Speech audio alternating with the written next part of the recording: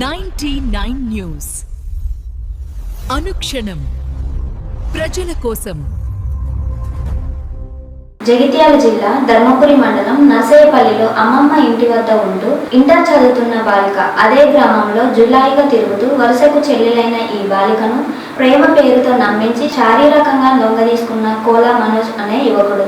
ఈ విషయం ఎవరికైనా చెప్తే బాలికను ఆమె సోదరుని చంపేస్తానని బెదిరించిన మనోజ్ పెళ్లి చేసుకుందామని ఆమె కోరగా మనోజ్ చస్తే చావు అని నిరాకరించడంతో 2025 డిసెంబర్ 8న పురుగుల మందు తాగిన బాలికను బంధువులు జగిత్యాల ఆసుపత్రిలో చేర్పించి అక్కడి నుంచి హైదరాబాద్లోని ఓ ఆసుపత్రికి తరలించగా 3 నెలలుగా చికిత్స పొందుతూ మృతి చెందిన బాలిక తల్లి ఫిర్యాదుతో మనోజ్పై పోక్సో రేప్ కేసులు నమోదు చేసిన పోలీసులు.